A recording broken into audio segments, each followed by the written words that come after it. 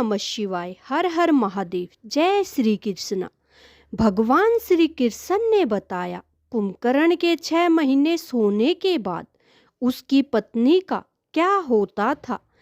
एक बार की बात है, भगवान श्री कृष्ण और देवी सत्यभामा अपने महल में विश्राम भवन में आराम कर रहे थे और रामायण के कुछ प्रमुख पात्रों के बारे में बातचीत कर रहे थे।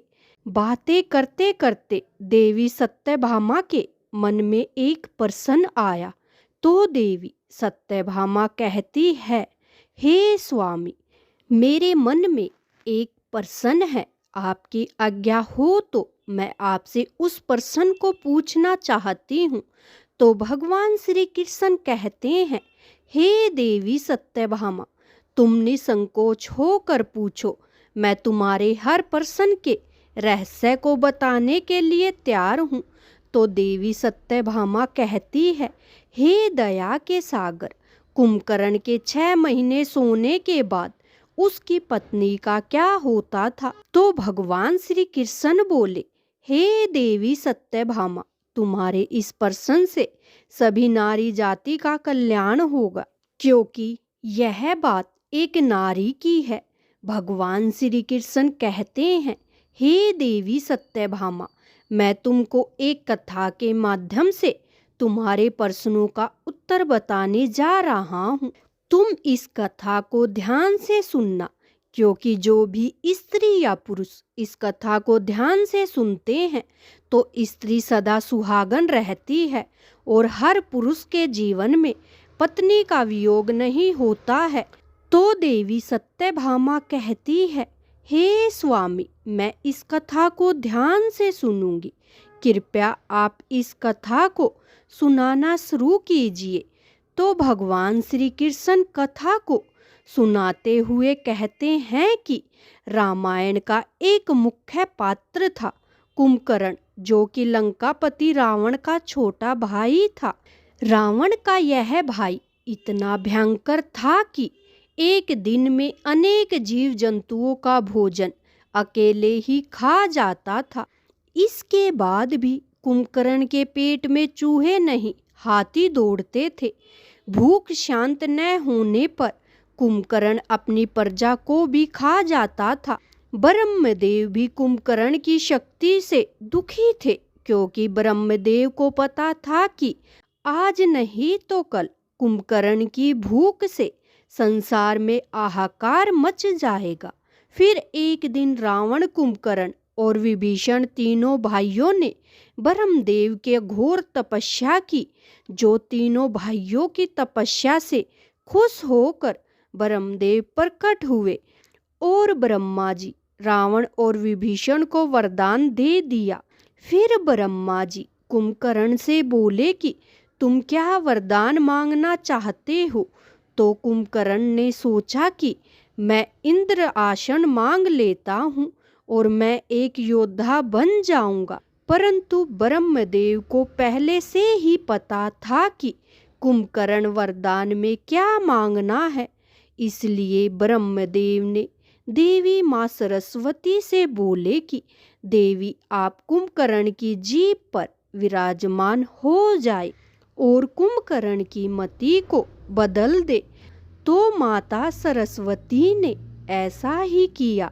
जब कुंभकर्ण ने ब्रह्मदेव से वरदान मांगा तो वरदान मांगते समय देवी सरस्वती कुंभकर्ण की जीभ पर विराजमान थी। तो परिणाम यह हुआ कि कुंभकर्ण ने इंद्रासन की जगह निंद्रासन मांग लिया।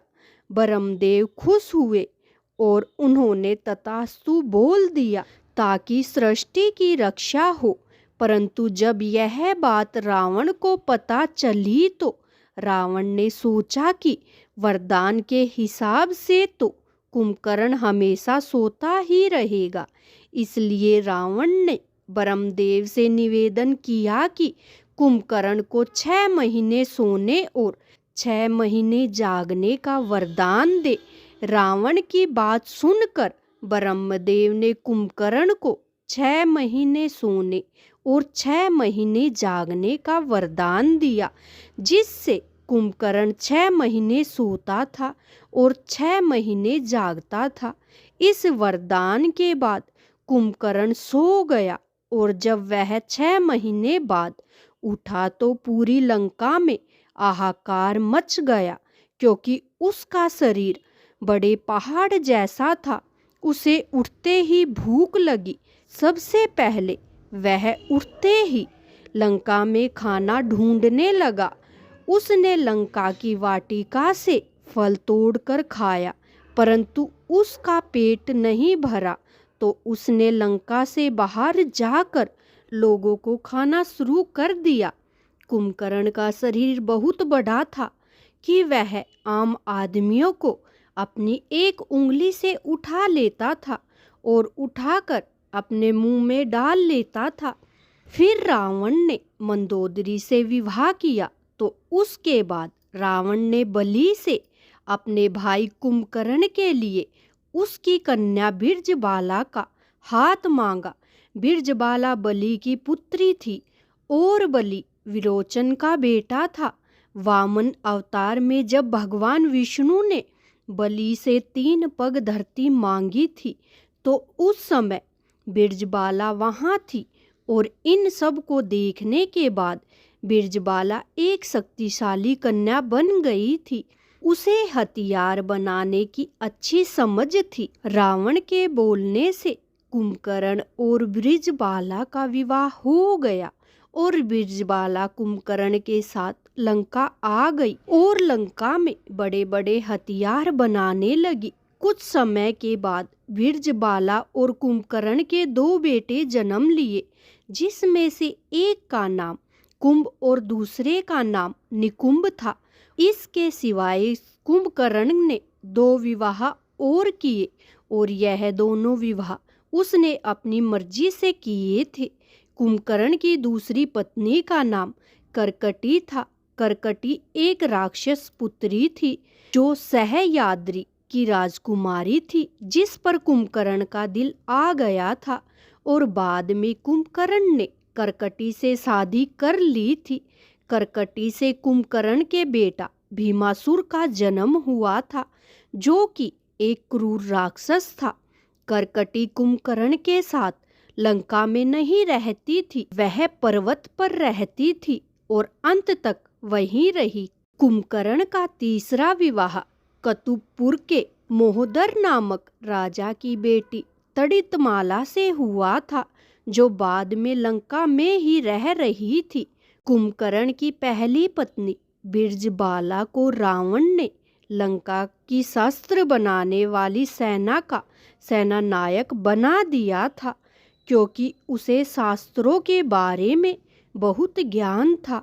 इसलिए वह अपनी सेना के साथ शस्त्र बना रही थी और कुंभकर्ण की तीसरी पत्नी तड़ितमाला उसके लिए 6 महीने तक खाना बनाती थी, ताकि जब कुंभकर्ण उठे तो उस खाने को खाकर उसकी भूख मिट जाए। रावण और कुंभकर्ण शुरू से राक्षस नहीं थे, एक श्राप के कारण वो राक्षस बने थे। धार्मिक ग्रंथों के अनुसार भगवान विष्णु के दरबार में जय और विजय नाम के 2 द्वारपाल थे। एक बार सनक, सनत, सनातन और सनत कुमार नाम के 4 मुनि भगवान श्री विष्णु के दर्शन करने के लिए आए थे। उस समय जय और विजय नाम के श्री विष्णु के 2 पहरेदारों ने उनकी हंसी उड़ाते हुए उन्हें रोकने की प्रयास किया। इससे वे चारों मुनि बहुत गुस्सा हो गए और उन्होंने श्राप देते हुए बोला कि तुम्हारे कर्म तो असुरों जैसे हैं, इसलिए तुम इसी क्षण असुर हो जाओ, यहाँ तुम्हारा कोई काम नहीं। इस पर जय और विजय को अपनी गलती का ज्ञान हुआ और उन्होंने उन मुनियों से क्षमा मांगी।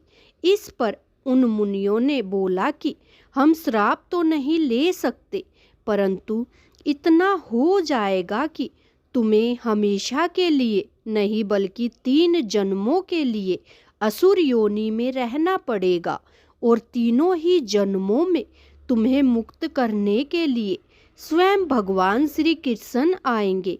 इसके बाद तुम फिर इस पद को प्राप्त कर लोगे। फिर अगले जन्म में जब कुंभकर्ण को अपनी शक्तियों का पता चला तो उसे अपने ऊपर अभिमान हो गया था और भगवान विष्णु को युद्ध के लिए चुनौती देते हुए कुंभकर्ण वैकुंठ लोक को चला गया था।